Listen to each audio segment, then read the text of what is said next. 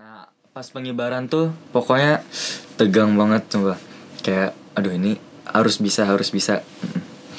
Dan alhamdulillahnya berjalan lancar. Alhamdulillah. Bisa bentuk formasi 79. Ya, nanti videonya bisa dilihat. Ada kok di YouTube kayaknya. Terus juga bendera bisa berkibar dengan sempurna, tidak ada halangan.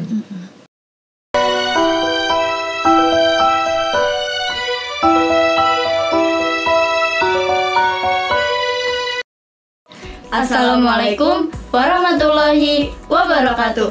Halo sahabat Nufa, berjumpa lagi dengan kami. Aku Erina Cynthia Rahminda. Aku RR Hesen India Silawarti. Dalam segmen Aku Bisa Apa. Nah, tema pada kali ini tidak kalah serunya loh dari tema-tema sebelumnya. Tema kali ini mengangkat bincang-bincang bersama perwakilan Paskibraka tingkat Kabupaten Bekasi dan Kecamatan Cikarang Barat. Nah, sebelum lanjut ke topik yang akan kita bahas, aku mau kenalin dulu nih narasumber hebat kita yang bakal nemenin kita selama beberapa menit ke depan. Nah, di samping aku ada Kak siapa nih? Halo semuanya, kenalin nama aku Nora Fadia, biasa dipanggil Naura, dari Paskibra Kecamatan Cikarang Barat. Halo semuanya, nama aku Ulfa Dimarifanti, bisa dipanggil Ulfa. Aku Paskibraka Kabupaten Bekasi. Nah, kalau aku Bintang Ramadan Hadiansyah, bisa dipanggil Bintang. Aku dari Paskibraka Kabupaten Bekasi. Halo, aku Kaisyara Uraidirananto. Aku dari Paskibra Kecamatan Cikarang Barat. Nah, aku mau nanya nih, apa sih motivasi kalian ngikut seleksi Paskibraka? Mungkin bisa dari Kak Ulfa dulu. Oke. Kalau aku motivasi spesifiknya nggak ada, cuma waktu itu dikasih kesempatan sama kepercayaan Bu Indri buat ikut seleksi, jadi buat nambah pengalaman aja. Kalau dari Kak Bintang? Kayaknya sama aja gak sih kayak Ulfa, semuanya juga sama. Soalnya kan kita dari awal tuh kayak ini ada seleksi Paskibraka dari Bu Indri. Nah, kan kita satu ini semua berempat eskulnya Paskibra. Jadi kita diajak sama Bu Indri, ayo ikutan seleksi Paskibra. Nah, terus akhirnya kita latihan terus tuh, latihan fisik, latihan PBB gitu deh. Jadi kita makin semangat. Nah, selanjutnya aku mau nanya nih ke kakak-kakak tingkat kecamatan. Apa sih motivasi kakak-kakak untuk mengikuti Paskibraka tingkat kecamatan? Dari aku ya. Kalau dari aku kan waktu itu ikut seleksi Paskibraka Kabupaten juga sama Kak Ulfa, Kak Bintang. Terus aku gagal di administrasi. Jadi ya udah, terus setelah itu di bulan Juni itu ada seleksi tingkat kecamatan. Ya jadi aku ikut. Berarti rezekinya emang di situ kan? Iya. Alhamdulillah. Jadi kalau aku sama kayak Kak Kaisyara, aku juga ikut seleksi Paskibra Kabupaten, cuman sama nggak masuk juga. Terus ada seleksi kecamatan. Nah di situ kayak tertarik kan, jadi ya udah coba ikut. Terus alhamdulillahnya keterima. Alhamdulillah. Nah, sebelum kalian kepilih itu kan pasti ada seleksinya dulu nih. Bisa dong diceritain secara singkat gimana sih seleksinya? Dari yang kabupaten dulu. Kalau di kabupaten sendiri tuh seleksinya mulai bulan Februari. Itu ada, kalau nggak salah ada 8 tahapan. Yang pertama ada seleksi administrasi, habis itu tes wawasan kebangsaan, intelijensi umum, tes kesehatan, parade, PBB, SMAPTA, sama terakhir kepribadian. Wow, banyak juga ya. Kalau dari kecamatan gimana kemarin seleksinya? Kalau yang dari kecamatan kemarin seleksinya cuman kayak dipilih langsung dari akang teteh sananya. Terus kita tuh kayak dipisah barisan gitu, kayak jadi yang dipisah nanti yang keterima yang dipisah itu. Berarti langsung. Iya. Nah, gimana sih tantangan terberat kalian selama ngikutin latihan Paskibraka? Dari Bintang mungkin? Dari aku dulu. Apa ya kalau tantangan terberat? Apa sih kita? Selama latihan. Selama latihan Jadi tuh. Capaska. Oh itu. Jadi pas jadi Capaska kan kita latihan di sana. Jadi kita tuh sistemnya latihannya tuh kayak semua orang berhak latihan buat dapetin posisi terbaik. Jadi kayak bisa di 17, bisa di 8, bisa menjadi Kibra. Jadi tuh kita kayak waduh, ini kita udah nyaman di 17, tiba-tiba kita dipindah jadi pasukan 8, yang dimana itu tuh harus nyesuaiin dari ulang lagi, kita nanya-nanya lagi, udah Abis itu kita udah nyaman di 8 malah jadi kibra. Udah nyaman jadi kibra jadi 17 lagi. Pindah-pindah ya. Kalau aku tantangan terberatnya itu waktu latihan itu langkah tegak maju. Kita pakai batu bata kanan kiri di kedua tangan, sama tas kita tuh diisi pasir. Kalau yang putri itu 3 kilo, kalau yang putra 5 kilo. Gitu deh. Jadi berat banget. Apalagi awal-awal tuh kayak temponya nggak sama. Iya. Kakinya harus diangkat. Gitu.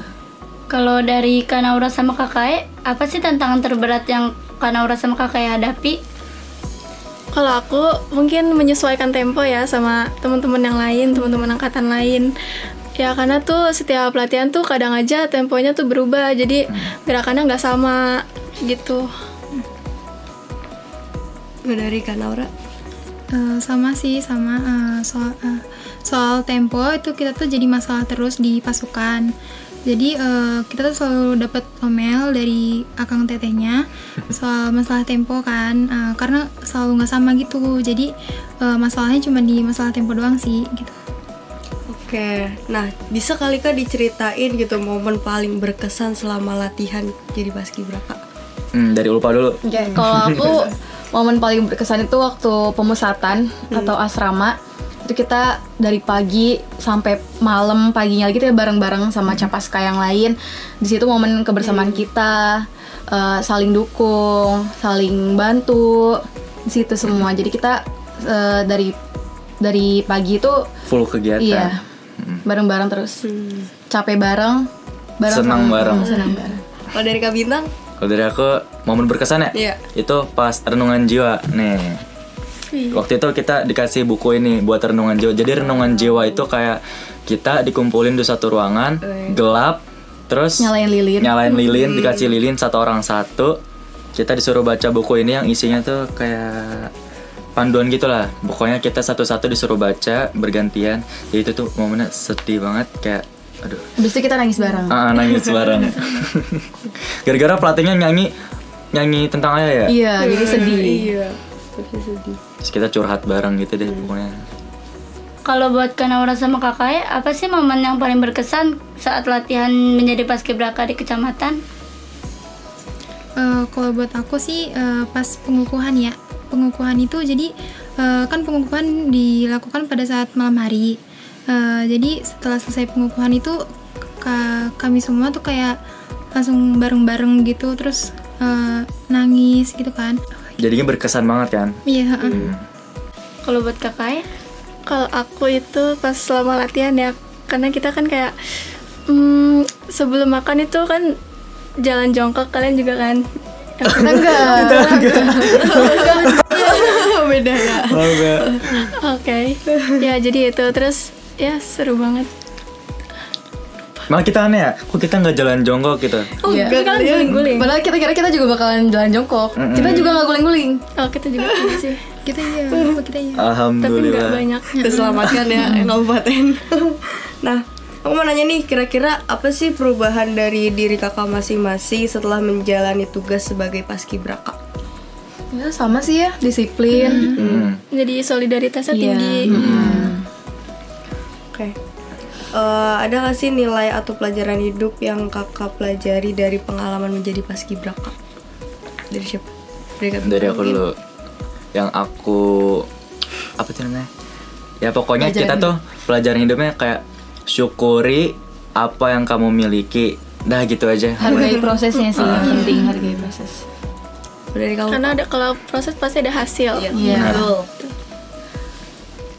Komunikasi juga penting sih sama pasukan, apalagi perbanjar kan. Benar. Kan buka tutup formasi, barisan, komunikasinya harus dijaga. Kalau dari Kakak sama Kanaura, apa sih perubahan yang ada dalam diri kakak ketika selesai mengikuti pelatihan di paskibraka tingkat kecamatan? Kalau aku sih kayak jadi lebih berani sih ya.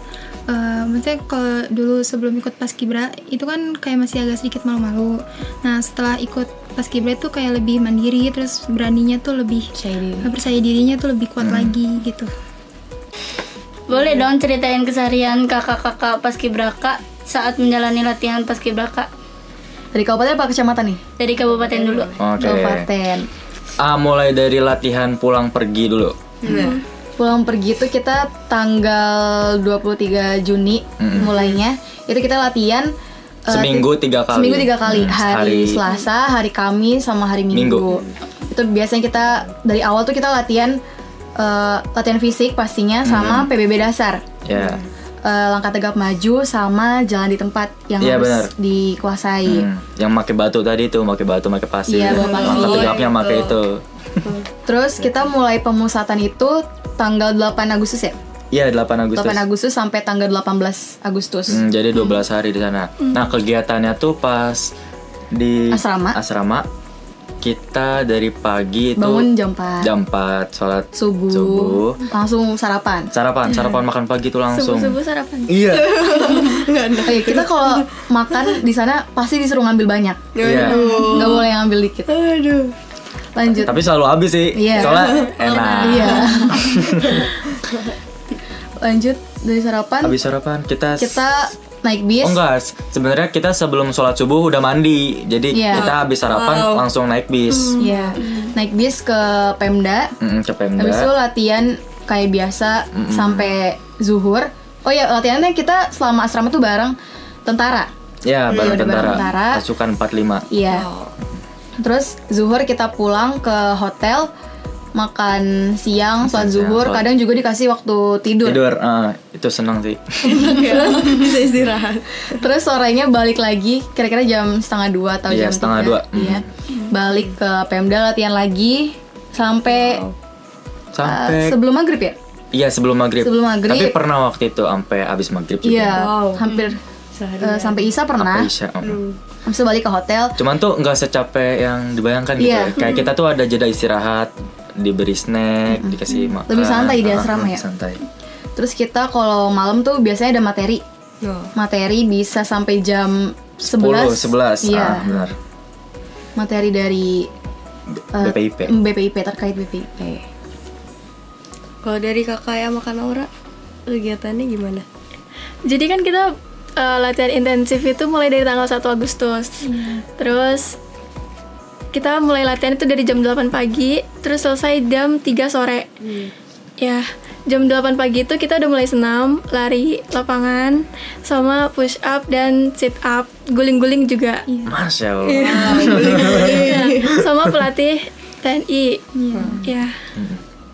Kemudian habis itu kita dapat snack, makan, terus mulai latihan, istirahat, minum, kayak gitu. Latihan ya. Iya, terus kalau waktu zuhur kita dikasih waktu untuk isoma, salat, makan siang, terus setelah itu dikasih tidur juga. Oh iya. Iya, dikasih tidur juga.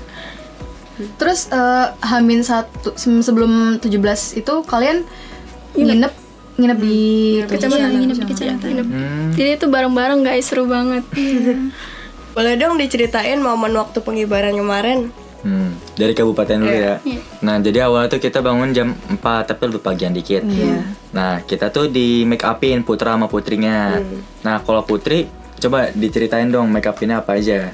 Putri tuh kalau nggak salah pakai semuanya dari foundation, blush, terus juga alis, maskara, lipstick yang super tebel, super merah. Soalnya kalau di kamera kan beda. Iya, kelihatan. Kalau yang cowok dipakai apa aja sih? Kalau cowok simple, malah ada yang minta kalau nggak mau di make upin, tapi dipaksa sama pelatihnya. Kayak, ayo kamu pakai sunscreen, pakai foundation. Cuman foundationnya cuman kayak sedikit banget, sama bedak gitu doang. Terus abis make up kita makan. Iya, gantian makan. Makannya tuh ganti-gantian sama yang make up. Pengibaran tuh kita mulai jam berapa ya? Jam 7:30 atau jam berapa? 7:30, jam segituan. Kita berangkat ke Pemda, habis itu nunggu sebentar. Nunggu dulu, ada break dimulai. Dulu. Pemanasan diri dulu biar nggak tegang banget nanti pas pengibaran.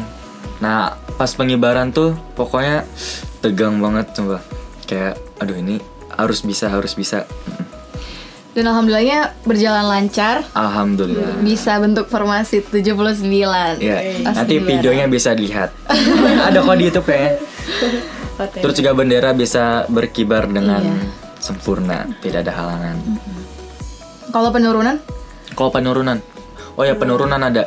penurunan kami lebih rileks soalnya kan biasalah kalau udah pengibaran udah merasakan, jadi pas menurun lebih santai. Jadi temponya makin enak. Bener. Adem ya waktu itu adem. Iya, adem Jam banget. berapa tuh Sudah sore. penurunan? Yes, jam 4:30 atau Oh sorry. Iya, sore. sore. Kalau yang di kecamatan gimana? Gimana? Pengibaran penurunannya. Waktu itu bangun tuh pagi-pagi jam 2, jam 3, jam 3. Lebih pagi mereka ya.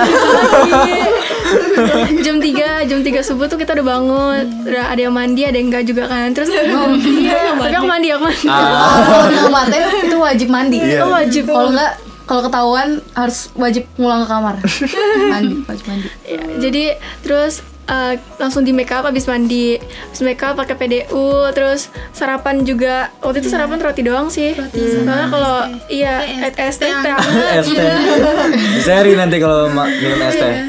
soalnya kalau nasi kayak takut ada apa-apa gitu kan, takut ada kendala.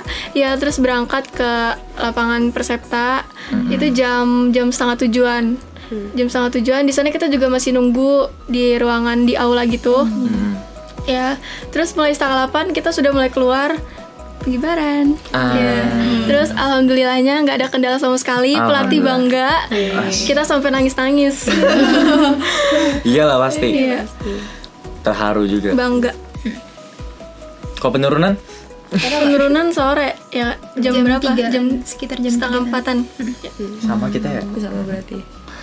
Nah, kita kan pas pengibaran kalau di kabupaten kita nggak ketemu orang tua kan. Bahkan aku aja pas lagi ngibar, ini emak aku di mana ya? Emak bapakku nggak lihat ini di mana. Yang kelihatan malah teman-teman aku, si Arga sama Fari itu dia. Oh mereka datang. Datang.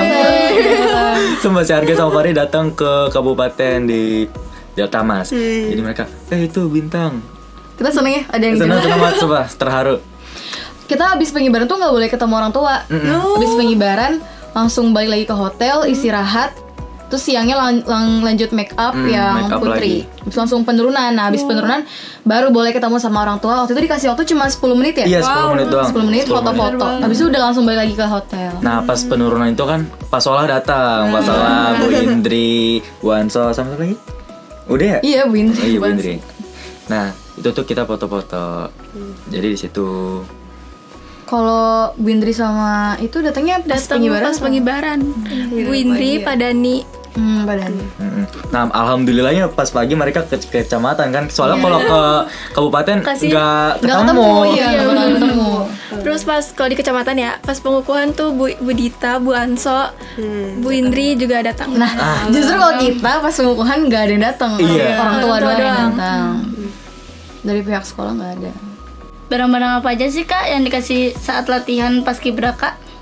Nah ini baju PDU. Tapi kan ini bukan pas latihan, ini pas pengibaran Iya, pas kasihnya. pengibaran. Kalau latihan kita Ada PDL. PDL. PDL kita kalau kabupaten tuh ada 4. 4 Ada warna kuning, iya. abu-abu, merah sama Itu biru ya? Iya, biru. biru. celana juga celana merah. Celana merah. Jaket juga dikasih. Jaket merah. Sepatu juga. Sepatu Tas cat. sama tas. Sama tas. Oh iya, tas sama tas. Oh, dari kecamatan. Dapat PDL juga warna merah 1. Jadi tuh tukar ganti-gantian sehari. Misalnya hari ini pakai PDL merah, besoknya tuh pakai putih polos. Ya, terus untuk celananya kita pakai rok pendek, rok abu-abu pendek. Soalnya kata pelatihnya buat latihan kalau pakai ini Iya, PDU. Oh berarti pas di sono latihannya ada yang pakai rok gitu. Iya, pakai rok pendek sama legging hitam. Kita celana semua ya. Celana semua, celana hitam. Boleh dong Kak kasih pesan buat generasi muda yang bakal ngikutin jejak kalian jadi paskibraka? Ya, Bintang mungkin. semangat aja. Kayak kalau disuruh Bu Indri, malah jangan sampai kayak nunggu disuruh Bu Indri kayak, Iya. Bu saya mau ikutan seleksi, Bu saya mau ini mau itu. Kesadaran sendiri. Inisiatif. sendiri. Terus jangan lupa juga siapin fisik kalau mau ikut seleksi. Bener banget. Siapin wawasannya juga disiapin. Terus juga jangan pantang menyerah. Lakukan yang terbaik. Always do your best. Never surrender. Nggak ada salahnya untuk mencoba. Kalau gagal itu bisa menjadi apa namanya? Pelajaran. Iya, pelajaran. hidup. Pengalaman. Kalau dari Kanora gimana? Apa?